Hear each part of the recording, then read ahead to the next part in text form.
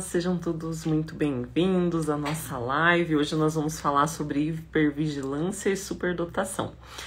Essa live é muito especial, ela está entre um dos temas que tem uma grande relevância para o profissional da saúde, para o educador, para a família que atua na área da superdotação, porque os nossos pacientes, os nossos convidados, as pessoas com quem nós vivemos dentro da neurodivergência, elas acabam tendo as repercussões dentro do sistema de hipersensorialidade a esse tema que nós vamos abordar hoje.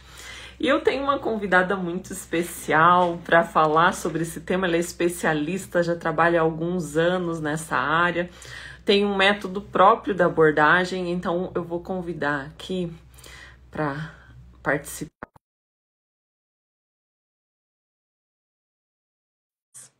Ela já está aqui na sala, vamos ver o convite, se chegou para ela. Oi, Doutora Thaís, tudo bem? tudo bem? Eu não tô me vendo, eu tô só te vendo. Nós também não estamos lhe vendo. Ah, meu Deus, espera aí, vamos ver o que houve aqui. Tá, aguardamos aí a sua reconexão da imagem. Eu vou experimentar sair e entrar de novo, pode ser? Tá bem. Agora Agora deu. sim. Aí, Tudo bem contigo? Vamos lá. Será que é uma questão de conexão que estamos aqui? O sistema, né, a tecnologia nos ajuda e às vezes a gente se atrapalha para o uso dela. Não sei se é a conexão da doutora Thaís. Vamos aguardar um momento.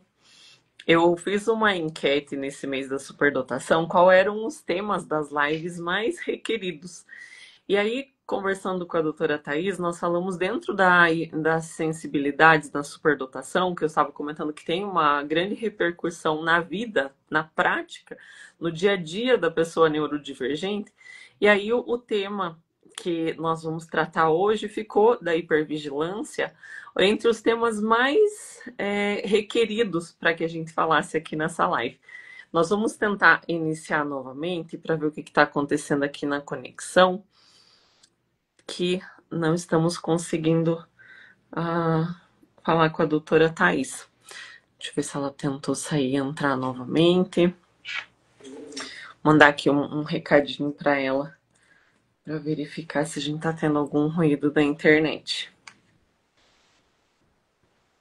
E esse tema da hipervigilância, o que ele tem em relação com a nossa sensorialidade? Então, a nossa convidada de hoje, né, que vai falar sobre a questão da hiperconexão, desenvolveu um método próprio pensando nessa suporte e nessa abordagem que é necessária dentro da superdotação.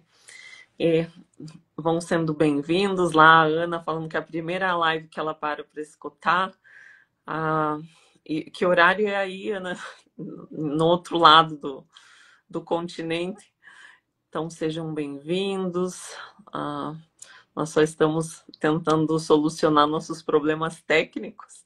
Já entramos aqui diretamente no tema que eu estou super ansiosa para trocar aqui umas figurinhas com a doutora Thaís, falar o quanto que a nossa genética influencia também na forma como nós temos essa percepção do mundo, do ambiente, o quanto que a mediação, o conhecimento desses nossos receptores e como nós podemos processar as informações impactam. espera aí. Eu acho que agora é só inverter. A 11 da manhã, Ana, então tá tudo certo, tá num horário plausível. Tudo Tudo bem? jóia. Ai, meu Deus. Eu tirei meu microfone, que eu acho que era isso que estava atrapalhando aqui. Então tá bom, agora nós seguimos, né? Agora deu certo. E aí, Bom, tudo bem? tudo bem, estou aqui muito ansiosa, porque esse tema da live foi a primeira live desse mês, Thaís, porque é o tema mais requisitado aqui no Instagram e é o tema de clínica, né? A gente Sim. começa falando sobre o quanto viver a neurodivergência, a superdotação tem de momento de como a gente percebe o mundo, né, do nosso sistema sensorial, o impacto na nossa vida, no dia a dia, e qual é a relação disso, né, que nós vamos ter com o tema da nossa live hoje, né, o que nós vamos falar sobre essa questão de regulação da sensorialidade. Mas eu queria, né, o tema da live fala sobre a hipervigilância, eu queria que você explicasse para nós o que é a hipervigilância, Thaís. E antes de falar disso, de onde você fala, né? Eu já falava um pouco aqui que é a minha prática, eu sei que tem os teus seguidores que estão acompanhando também, né? Eu falo do campo da genética, onde eu vou analisar a expressão desses receptores, né, sensoriais, de uma forma geral. E você tem uma história muito bonita de uma experiência a largo tempo com a superdotação, com o sistema sensorial, e como que isso tem essa ligação aí, já espero que você nos responda o que é a questão da hipervigilância. Muito bem. Deixa eu até te contar que eu ando sendo mais generosa comigo e por isso estou aqui na minha cama, no quentinho, no meu cantinho, porque tá muito frio em Curitiba e eu estou em Curitiba. Você era daqui, né? Sim, fiquei 10 anos Então, aí, agora estou em Guarapuava, que é tão frio quanto. e daí hoje eu tava pensando, eu acho que eu vou fazer de casa, é a primeira vez que eu faço de casa, sabe? Porque eu sempre fico nessa busca pela perfeição, que faz parte desse padrão, inclusive hipervigilante. E daí sempre vou até a clínica para fazer e tal. Falei, para quê? Vou sair 9 horas de lá, sozinha, à noite, no frio. Eu vou fazer no meu cantinho, né? Mas foi interessante refletir sobre isso, porque a hipervigilância, ela está muito relacionada à rigidez cognitiva, né? Uhum. E que eu vou explicar então sobre. Mas é uma curiosidade, por exemplo, estar a primeira vez fazendo de casa, ter pisado descalça no chão pela primeira vez aos 43 anos e apreciando a sensação, né? Então é disso tudo que a gente vai falar. Então veja, a hipervigilância, aliás, antes você pediu para eu falar de onde estou, né? Eu sou de São José dos Pinhais, onde fica o aeroporto de Curitiba. Mas estou hoje em Curitiba, minha clínica Neurociência em Curitiba. Aliás, você falou que está em Guarapuava e eu Isso. atendo. Nós temos pacientes daí que vêm toda semana para atendimento, em função do método mesmo. Sim. E que é um método que eu pesquiso hoje há 7 anos, né? E que uma das grandes contribuições é justamente essa abordagem para a hipervigilância, que sempre trouxe dificuldades para a atuação prática clínica do terapeuta ocupacional. Sempre foi um grande desafio, é um desafio para o sujeito que vivencia, é um desafio para os terapeutas das diferentes áreas, da psicoterapia, de todas as áreas, porque é difícil acessar esse paciente. Mas a gente está falando, então, de um cérebro que está agindo no modo luta ou fuga, e que por isso ele está vigilante, e que por isso ele está sempre esperando pelo pior, e por isso ele é reativo, né? E você pode imaginar que essa reatividade dificulta a interação social, dificulta a tomada de perspectiva para entender que você não está em constante ameaça, que tem momentos que você está seguro, que você pode relaxar, que você pode dormir, que Uhum. nada vai acontecer porque você dormiu, entende? É, é, é muita influência na nossa vida, na nossa saúde e no nosso dia a dia. E que a gente pouco olha para isso, na verdade. Eu acho que tem duas coisas. Você falou que é pesquisadora na área e você tem, né, uma vasta publicação. Eu acho que depois a gente vai colocar, inclusive aqui na Uhum. legenda dessa live, algumas referências, né, para Tá. quem busca o tema, né, fazendo aí essa abordagem que você traz do método, que depois você vai contar para nós também. Mas Uhum. esse ponto que você falou, quando eu perguntei da hipervigilância, as pessoas não sabem. É comum quando preenche lá o primeiro questionário antes do mapeamento genético, o superdotado, na rotulação, que ele tem um tag, que ele traz uma Ah, ansiedade generalizada. E eu sempre, quando vou fazer a leitura desse mapeamento, eu vou com o meu radar. Isso é um tag ou isso é uma hipervigilância? Porque o perfeito. modus operandi na funcionalidade que nós temos na superdotação é aquela pessoa que, pensando na funcionalidade do sistema nervoso, nós percebemos, né, nós temos Uhum. toda a sensorialidade e amplamente conectada, nós processamos e respondemos. Quem Uhum. percebe demais ativa exatamente regiões da amígdala de comunicação com o córtex, né? Por que você está percebendo demais? Qual é o risco que esse ambiente apresenta? Então, essa hipervigilância que muitas vezes vai ser associada ao TAG, que muitas vezes vai ser nominada de ansiedade, e aí, quando Uhum. você vai medicalizar e patologizar uma característica que é intrínseca do superdotado, você não está indo na causa de fato. É por isso que não consegue os resultados em todo esse desdobramento que você trazia para nós. Não dá para dormir hipervigilante, né? Não dá para Exato. degustar os prazeres que a sensibilidade traz se isso está comunicando ao teu sistema que alguma coisa está errada. Perfeito. A minha filha que tem superdotação e tem dermatite atópica, né? Quando ela se queixa, por exemplo, desse excesso de sensibilidade, eu digo, filha, Papai do Céu nos dá dons que a gente precisa aprender a usar a nosso favor. Porque ser hipervigilante, ter essa percepção elevada, é um dom. É algo que nos ajuda a ajudar, inclusive, sabe? Fazer esse screening de um paciente, de perceber sutilezas que vão guiar a sessão terapêutica e vão fazer ele sair se sentindo melhor do que ele chegou. Isso é um dom, mas a gente precisa aprender a usar a nosso favor e não contra nós, né?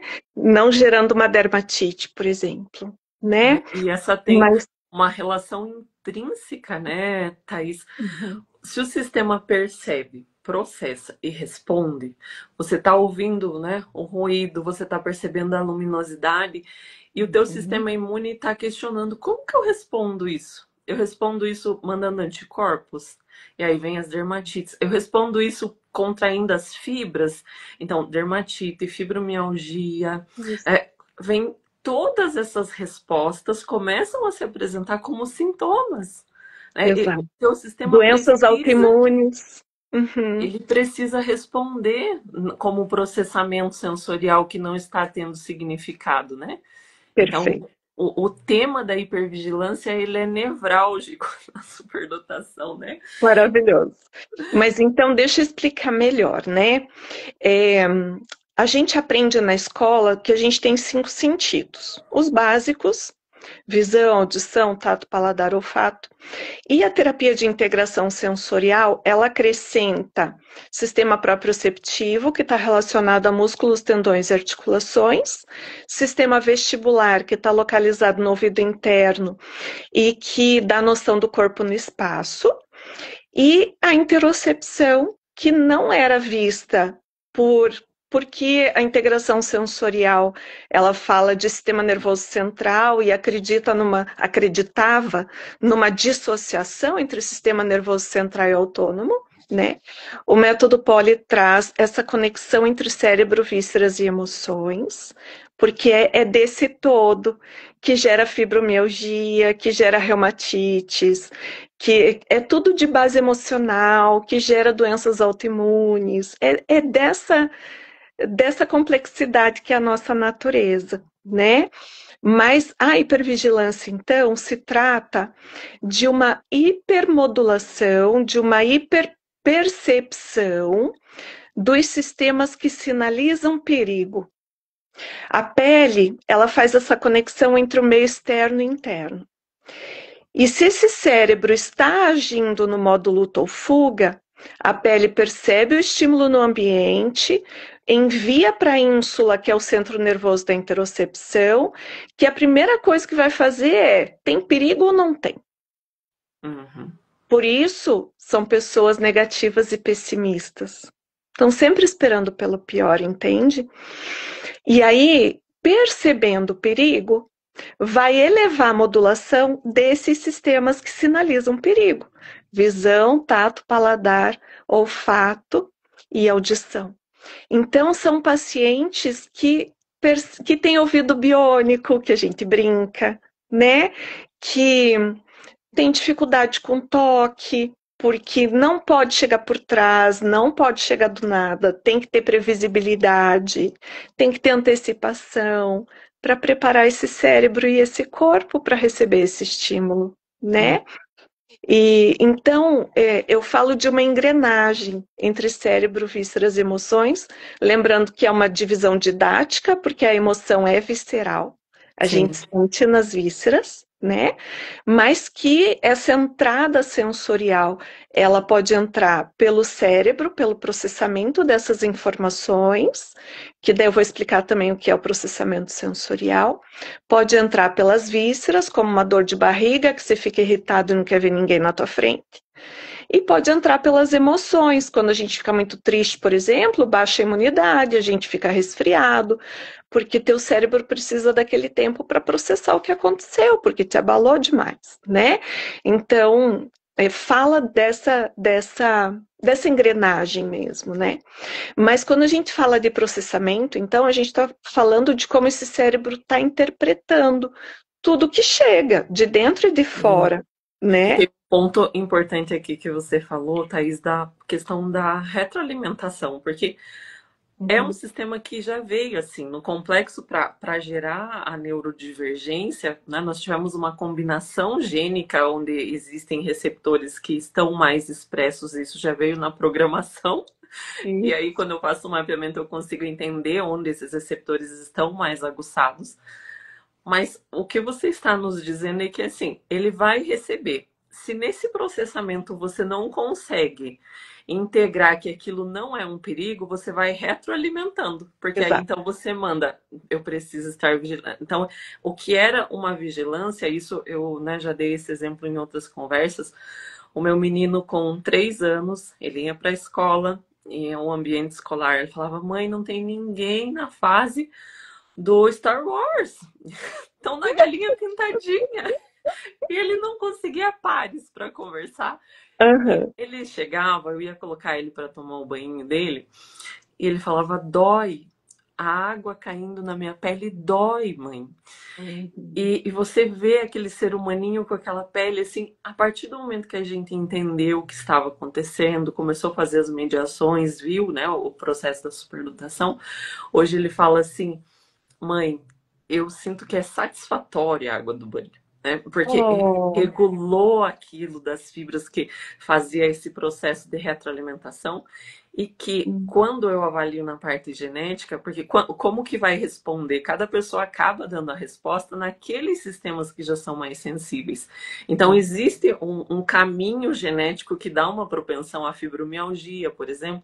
Então eu respondo de acordo com aquilo que é a minha biologia, né? Desse Uhum. emocional, desse processamento que você falou que, né, o emocional não se difere. Nós temos neurotransmissores, nós temos toda a parte orgânica que dialoga com esse emocional. E, e o intestino, por exemplo, na percepção daqueles alimentos que são, porque intolerâncias e sensibilidades alimentares também são mais frequentes na neurodivergência, né? Então, Exato. o tecido intestinal ali fazendo essas percepções.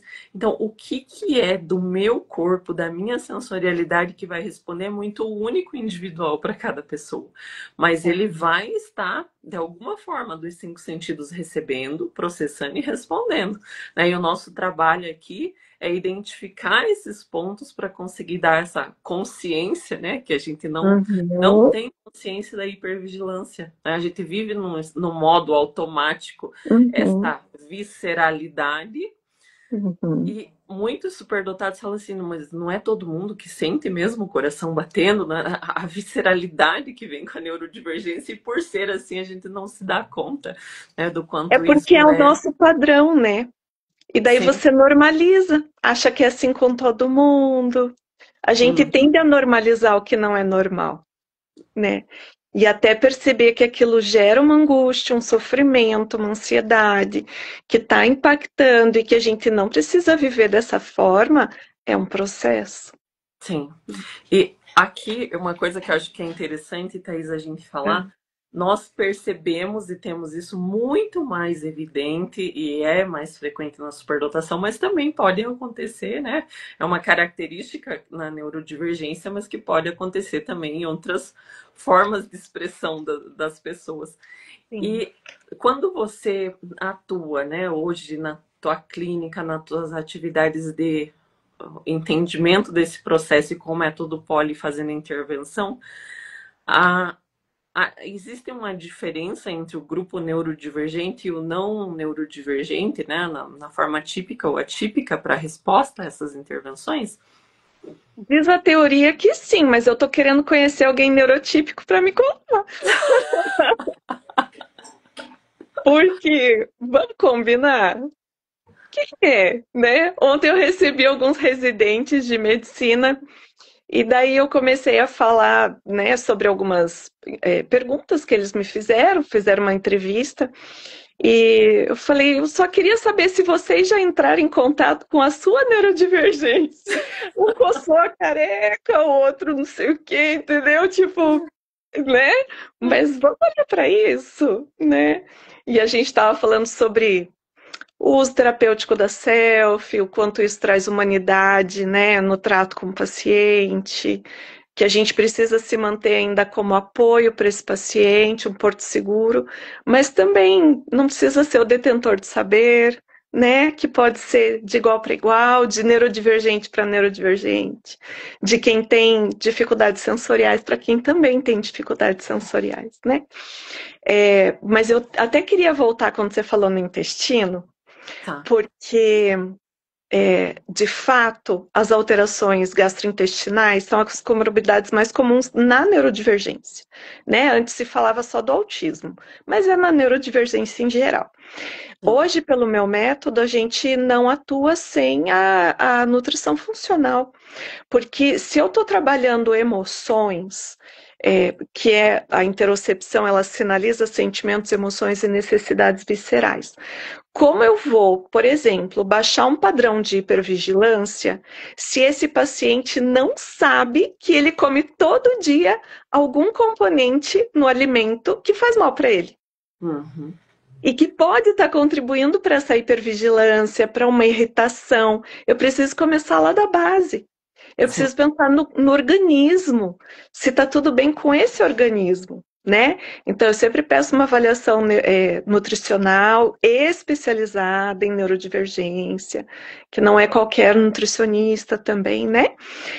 Precisa ter esse domínio sobre esse sistema de uma microbiota que é diferenciada, né? De uma parede intestinal que não tem a mesma proteção.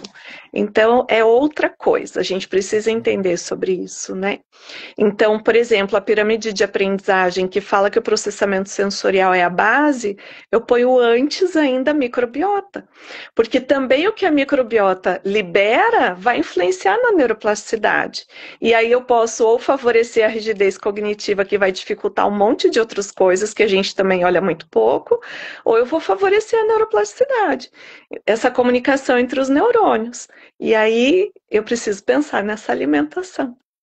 Até hoje o post que eu coloquei ali do Instagram, se vocês olharem, é É. da sensibilidade à histamina, porque já tem, né, evidências o quanto a degradação, a DAO, que é a enzima que faz essa degradação Uhum. da histamina, ela tem uma atividade diminuída nas neurodivergências.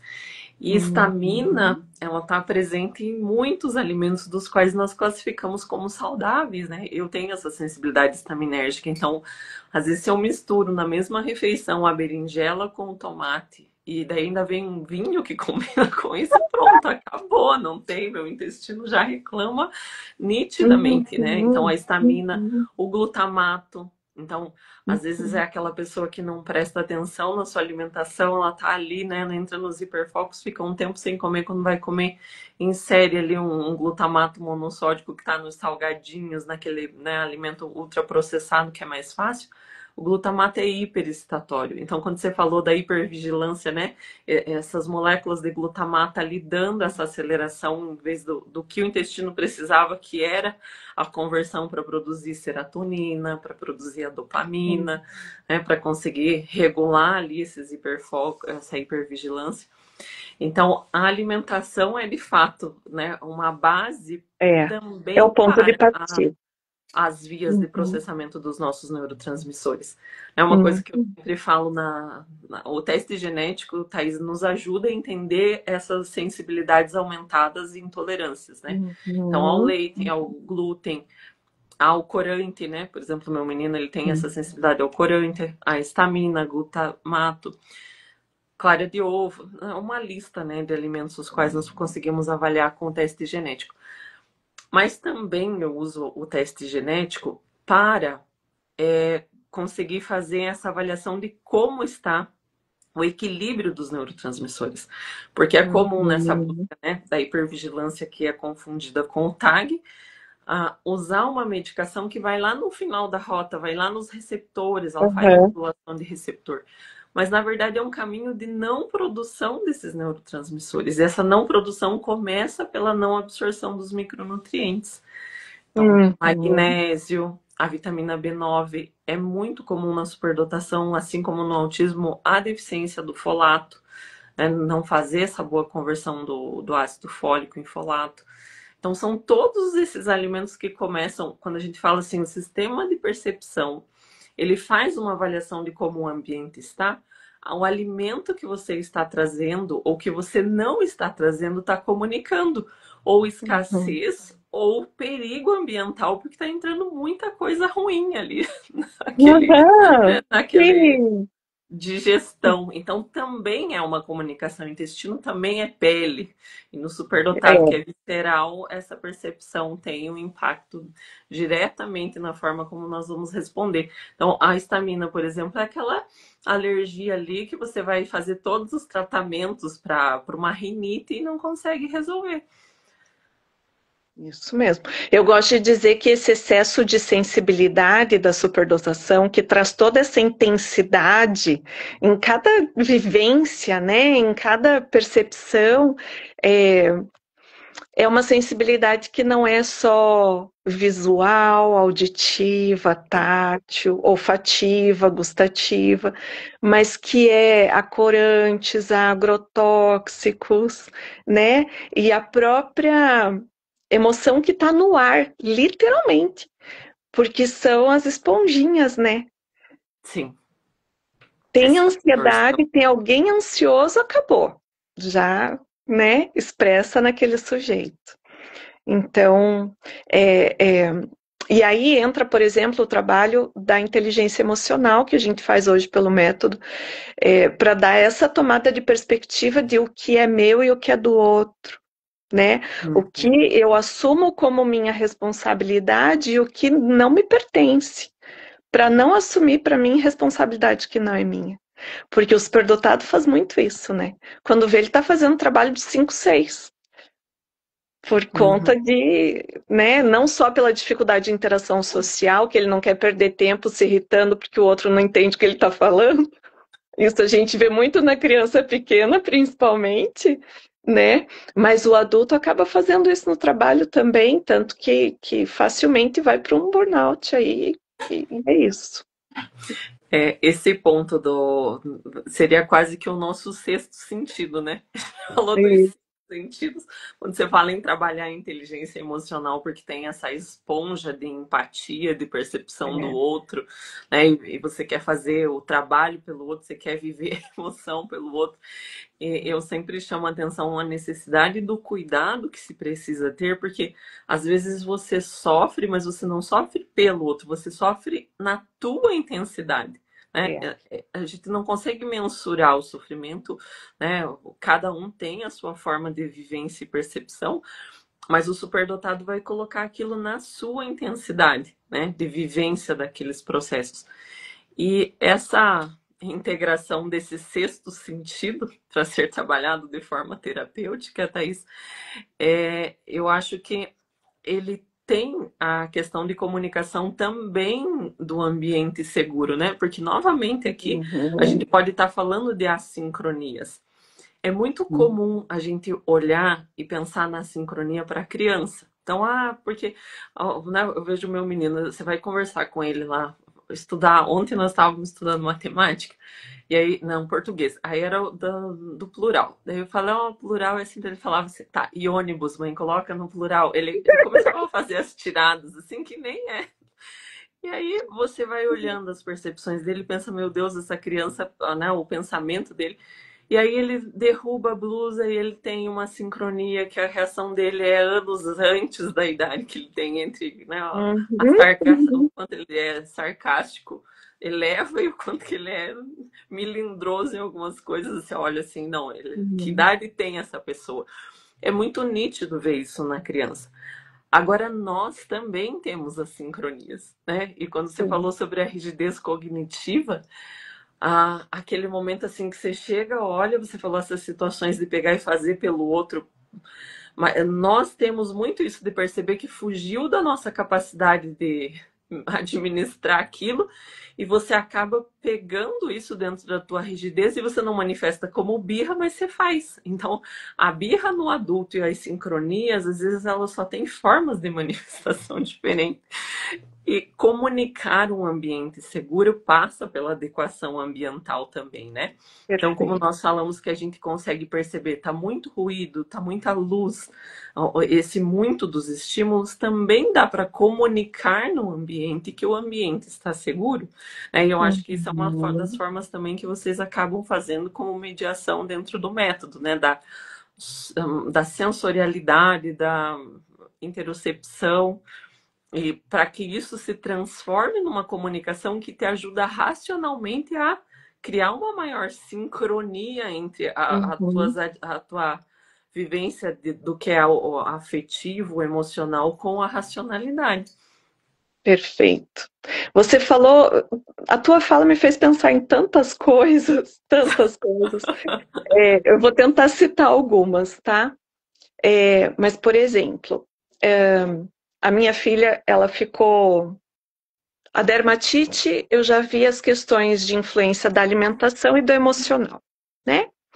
E daí vi a demanda de inteligência emocional a ser trabalhada, pedi recomendação para várias pessoas. E falei, ó, tem que ser especialista em inteligência emocional. Beleza. Várias pessoas recomendaram a mesma psicóloga. Ela ficou 6 meses na lista de espera e quando começou, ela teve as piores crises de dermatite.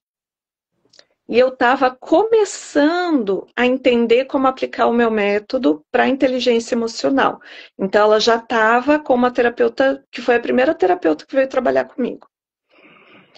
Aí, teve essas piores crises. O meu marido, que é contador, falou: tira, acho que estão mexendo na ferida, não é esse o caminho. Quem Uhum. está ajudando é a terapia ocupacional, vamos manter na TO.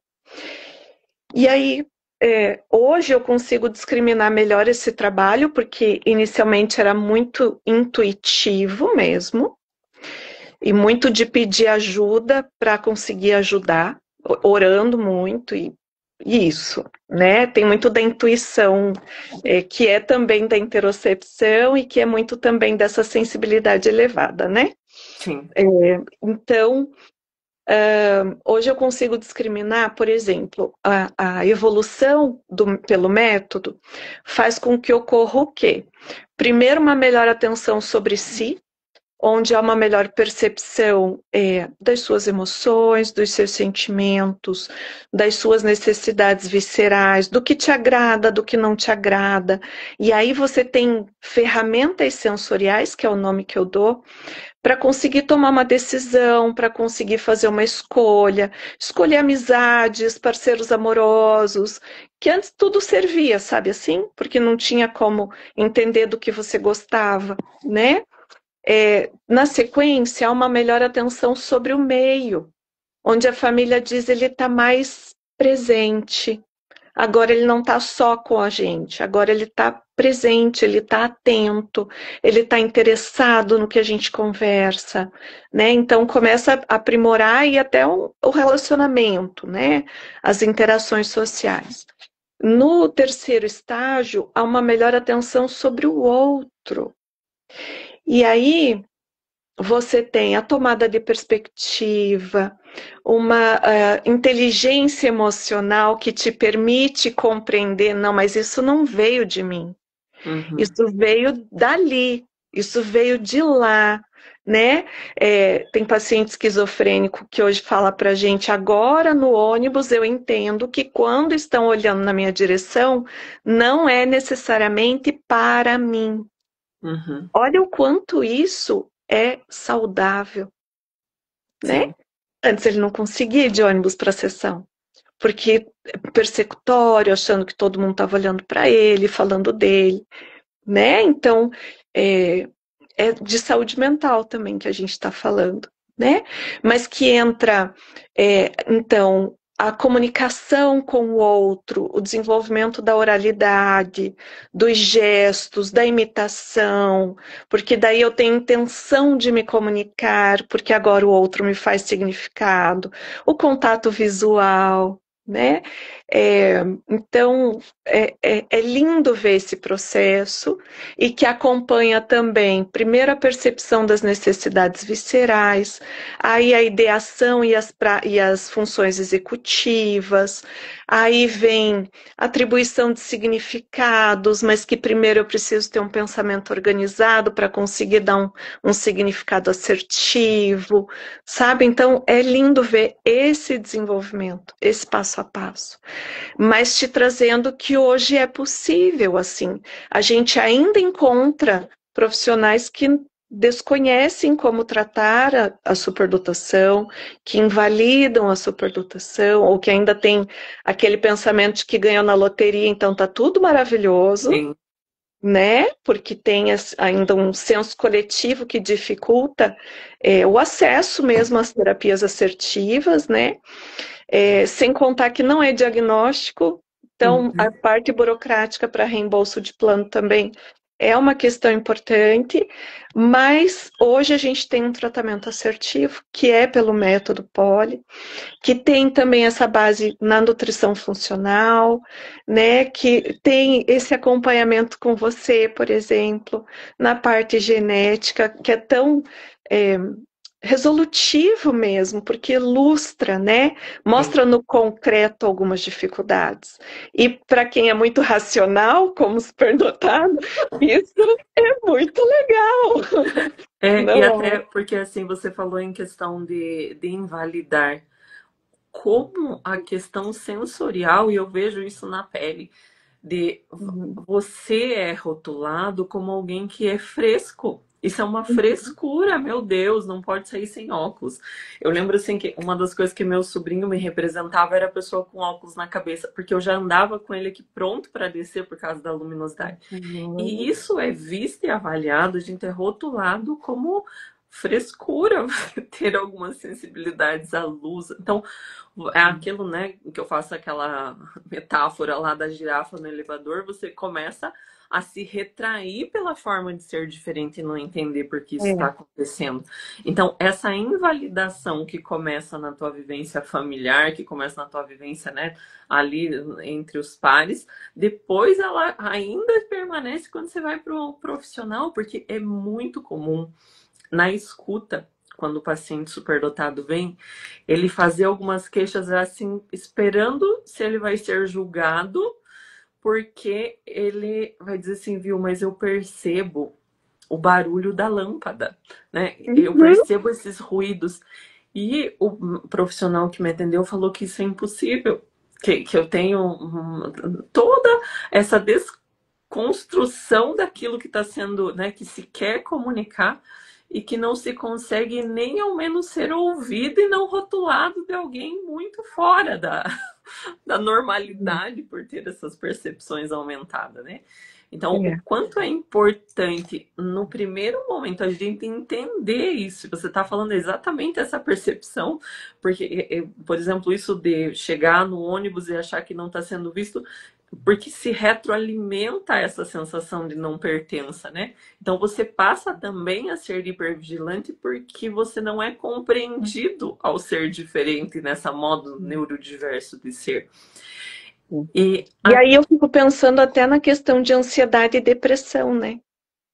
O quanto vem da hipervigilância e o quanto vem da dificuldade de validação, de encontrar os pares, de ser visto na sua essência, né? E uma Uhum. das coisas que eu acho importante também, que eu vejo o resultado, né, acontecendo a partir do momento que a gente sabe dos, por exemplo, os receptores sensoriais, nós Uhum. temos divisão por classe de receptores para aromas, né? Então, amadeirados, florais, o cheiro da carne, que são as androssonas. Às vezes a gente identificando isso no mapeamento vai falar, ó, provavelmente você não sente muito o aroma que vem dos frutados, mas os florais, para você, a sensibilidade é aumentada. Então, essa sensibilidade daquilo que você não gosta, então não consegue usar um amaciante na roupa, né? A minha Uhum. roupa, se ela tiver com amaciante, assim, que eu sinta o cheiro, e isso é muito fácil de eu sentir, pronto, aquela roupa já me causa um desconforto, eu já fico na hipervigilância ali, porque tem um cheiro por trás me fazendo não conseguir estar plenamente na minha tarefa.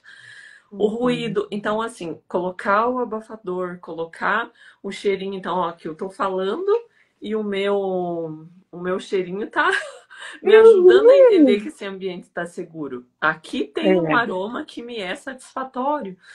E a gente não cuida dessas percepções sensoriais na sua integralidade. Você foi nos dando o exemplo daquilo que são aquelas, né, que o nosso sistema entende de uma forma mais ampla, mas essas pequenas coisas também estão comunicando. E eu tinha muito Uhum. tempo, Thaís, assim, se uma roupa ficava mais adequada, e mesmo que ela não fosse confortável, eu passava dando uma palestra, atendendo, e Uhum. aí você falou, hoje eu vou permanecer no meu conforto, eu vou estar em sensações boas, por quanto que isso aumenta a nossa ansiedade e a gente acaba não se respeitando, né? É.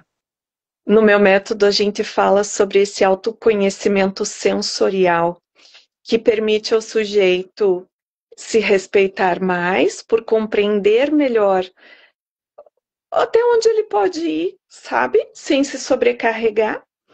E isso ajuda a estabelecer melhores limites para si e para o outro, né?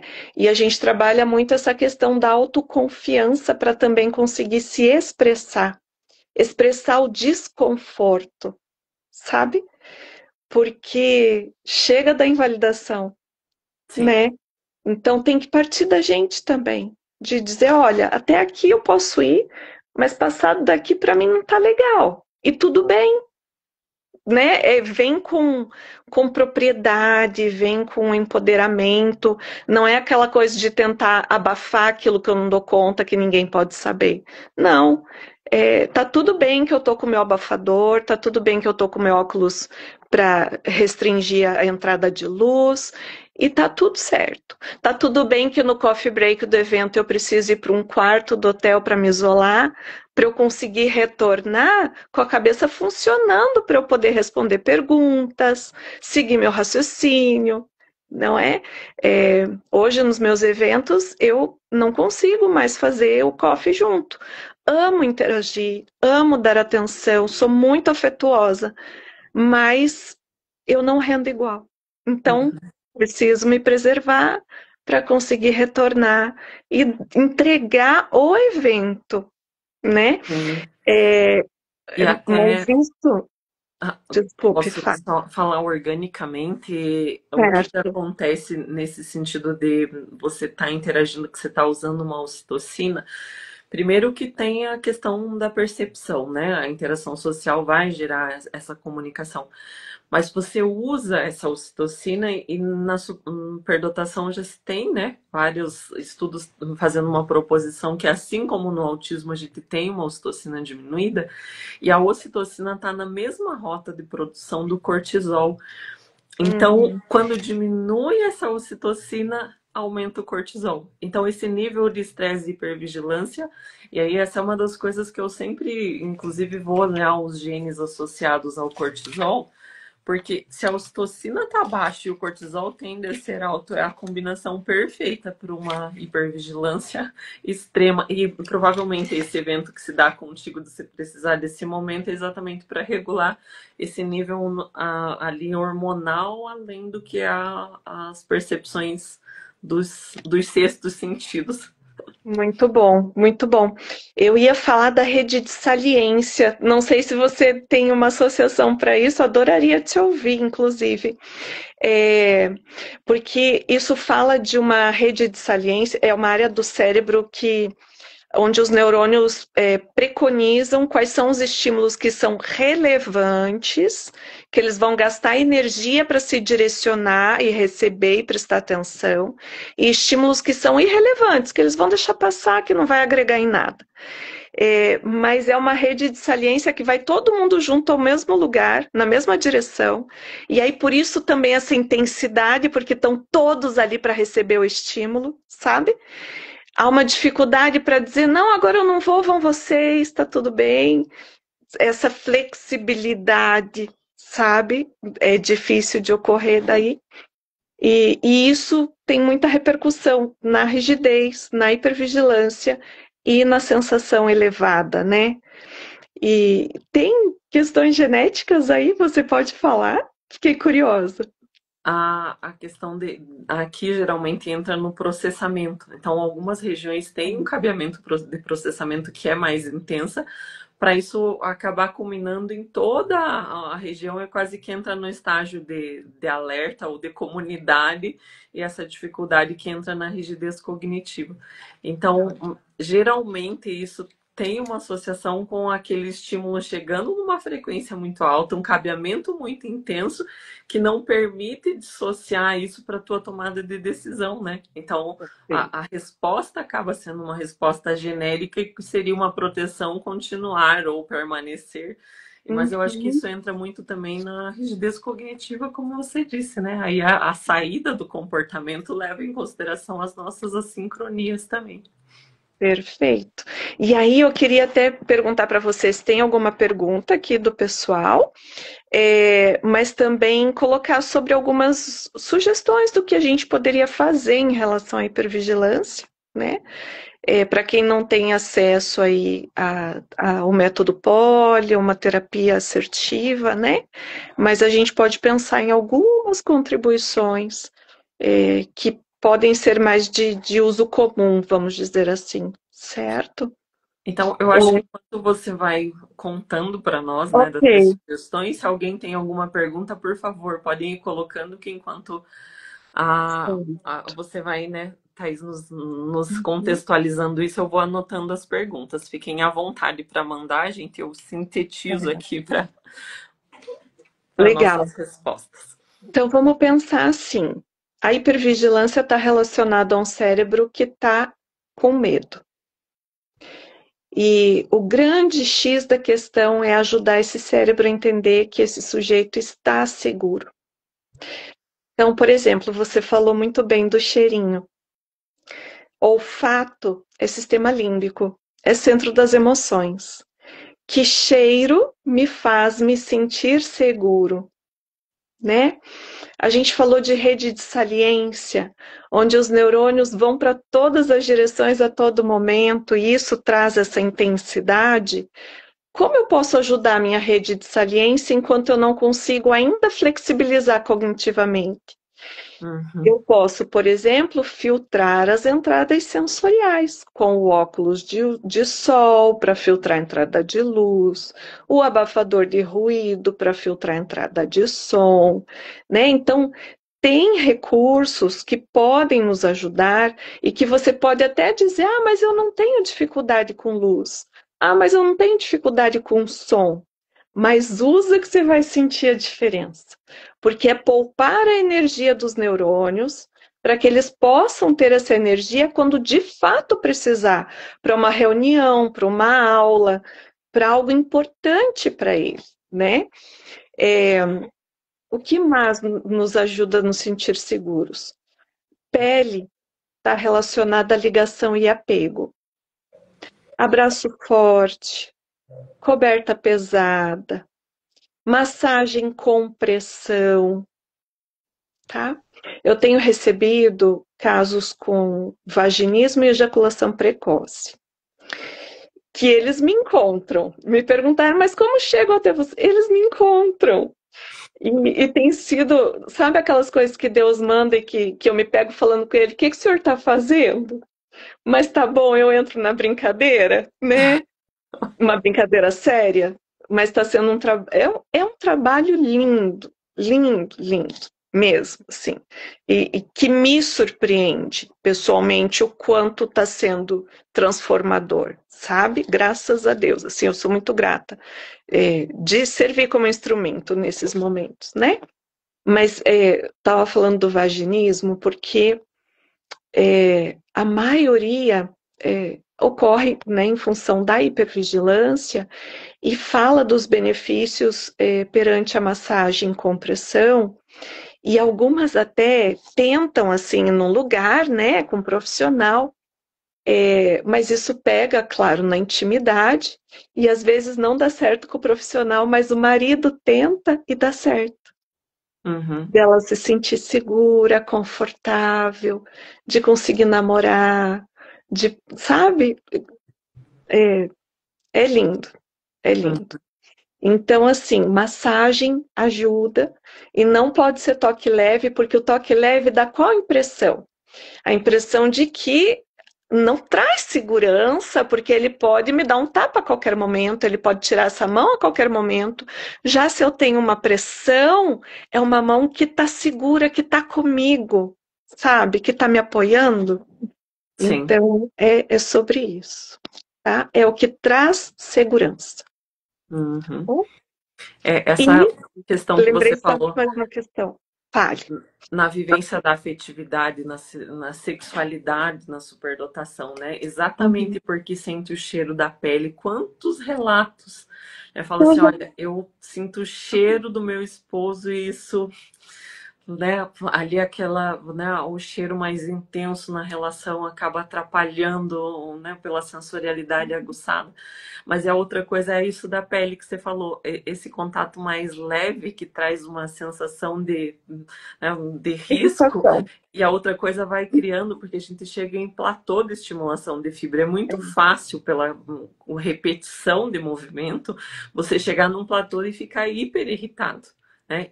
Uhum. E a sensação de prazer gerado numa pessoa que tem hipersensibilidade pode ser muito alta, se bem estimulado, né? E entre esses Uhum. toques aí que você está falando, essa do cuidado, né, de uma percepção Uhum. de um carinho mais intenso.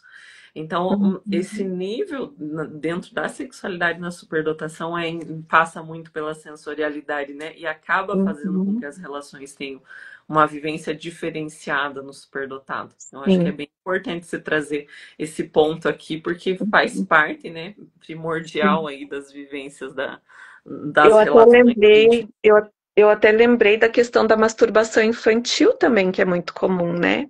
Não só pelo tédio que bate fácil no superdotado, mas talvez até para tentar se regular em relação a essa sensibilidade elevada, a essa hipervigilância, sabe? Uhum, Mas eu também ia dar mais uma orientação em relação a como que a gente consegue ajudar a nossa ínsula a ficar mais positiva. para nós ficarmos mais otimistas e positivos e conseguirmos enxergar o lado bom das coisas e o quanto isso favorece para baixar a modulação dos sistemas que sinalizam perigo, sabe? Que é, por exemplo, o caderno da gratidão, de você anotar todo dia antes de dormir algo legal que aconteceu, que te faz sorrir por dentro, sabe? Que alimenta tuas células com algo legal, com uma sensação gostosa e agradável e que ajuda a te sentir uma plenitude, que pode ser uma comida gostosa que você provou, alguém legal que você conheceu, uma borboleta bonita que passou na tua frente, qualquer coisa, sabe? Mas é o exercício de pensar em coisas boas, positivas. E eu estava atendendo uma gestante, quer dizer, ela ficou gestante durante a avaliação, segundo ela também, porque baixou a hipervigilância. Já não é o primeiro caso, sabe? É muito legal, assim. É, e aí ela estava dizendo, eu não imaginava que fosse tão rápido, né? Mas e ela está se educando, assim. Eu vejo que eu estou ficando irritada, eu já penso o que está me deixando irritada e já tento ver o lado bom da situação, sabe?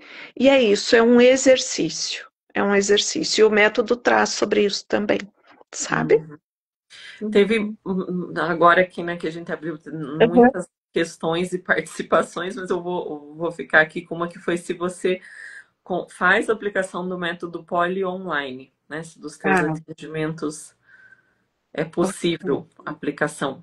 No online eu faço avaliação.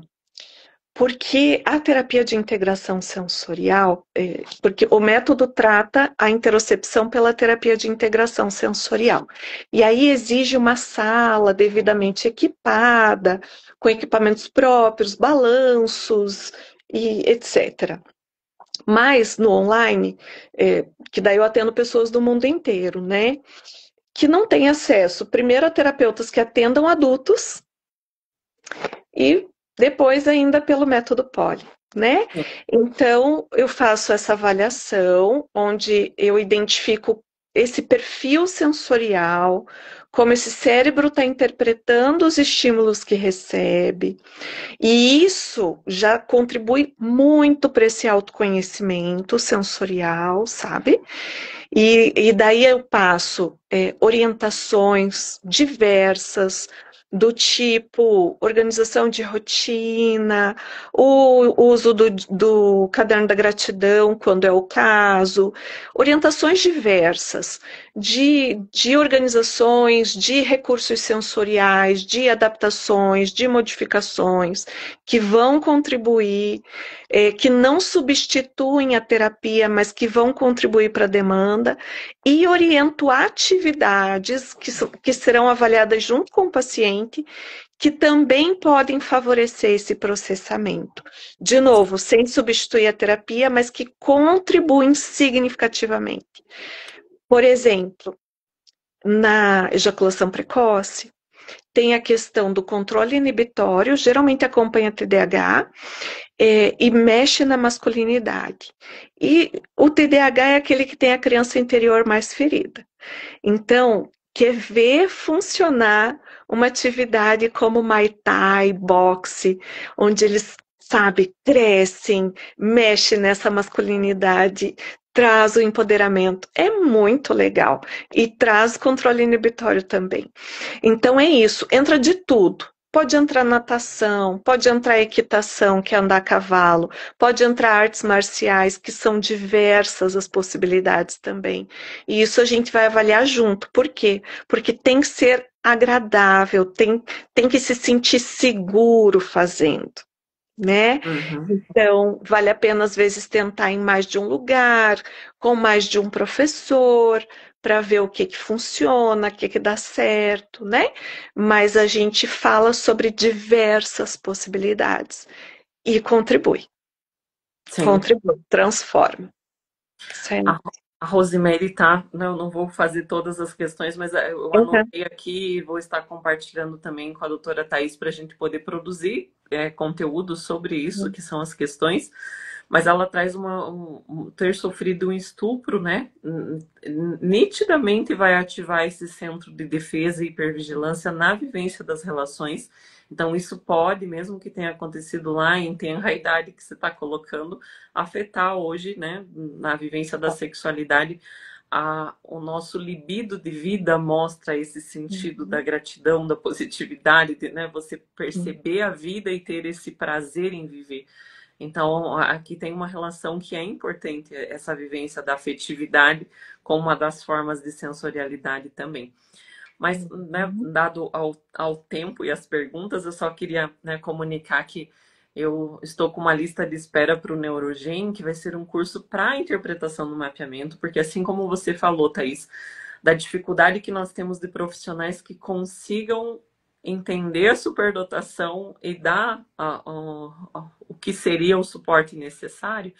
E a doutora Thais vai trabalhar um módulo ali para que os profissionais consigam ter, né, essa percepção e atuem, né? Então você vai nos dar o prazer de ter um método poli trabalhado no curso Neurogen. Então quem quiser aqui nos seguir, né, no Instagram, tanto para que a gente possa compartilhar esse conteúdo, o que foi dúvidas nessa live, mas também nos profissionais que desejam aprender tanto o método Poli quanto a interpretação do mapeamento já podem entrar ali na lista de espera do curso. E hoje também foi colocado que quem participasse da live vai ter 10% de desconto no outro curso que eu já tenho de interpretação do mapeamento genético, que é o Anticóbulo. Também está lá no link da bio, quem tem interesse em interpretar o mapeamento, saber, porque eu faço uma análise generalizada, mas depois o que fazer com essa informação eu dependo de uma rede de profissionais para fazer esse encaminhamento, essa condução. Então, doutora Thais, eu sei que a sua agenda, as suas atividades são sempre, né? Tem muitas coisas aí. Eu agradeço e torno público o agradecimento do seu capítulo sobre o método, que vai estar no livro de superdotação que a gente vai estar lançando até o final do ano.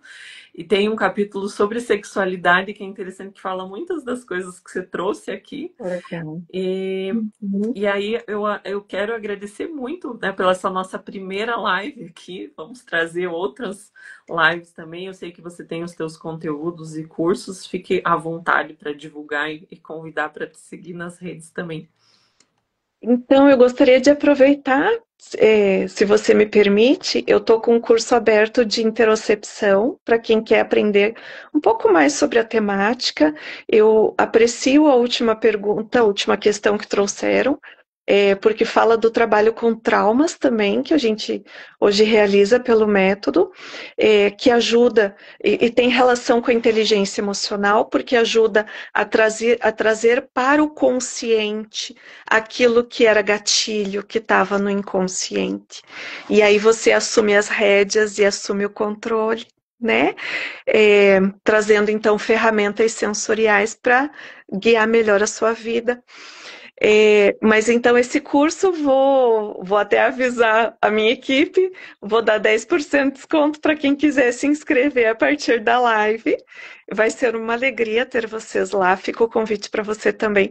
Quero também te perguntar se com o meu capítulo tá tudo ok, porque eu vi que você escreveu lá pedindo os capítulos, o meu tá tudo certo? Tá tudo certo. Tá bom. Bom, agradeço muito, muito, muito, muito.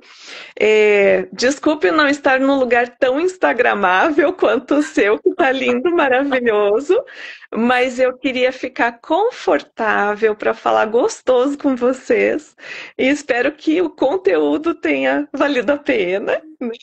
Não tendo um fundo tão bonito, mas o conteúdo valendo. Olha, Thaís, a gente sentiu o gostosinho aí do lugar que você está. Bom, Pode fico ficar feliz por isso. E, Muito obrigada. aqui eles estão perguntando qual que é o seu arroba para te seguir. Certo, @neurosense.br, neurosense.br, e tem o @método poli oficial também, tá bom? Tá. Onde eu falo exclusivamente sobre o método. Sou muito grata. Eu sempre digo que quem me ouve, cruza o meu caminho, está me ajudando a cumprir minha missão de vida. Então, agradeço em especial você e agradeço a todos que estiveram conosco hoje, tá bom?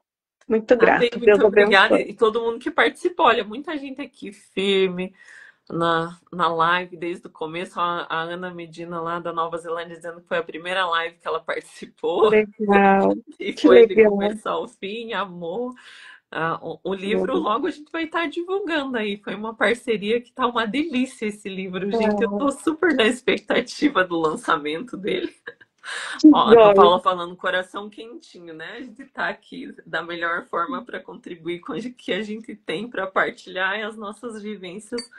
É aquilo que você falou lá no começo, né? A gente olhar para o outro desse igual para igual faz o nosso trabalho, né, ser muito É, mais próximo. Então, eu agradeço todo mundo então que participou e todo mundo que vai ouvir depois, porque essa live vai ficar gravada tanto nos nossos perfis quanto ela vai para o YouTube.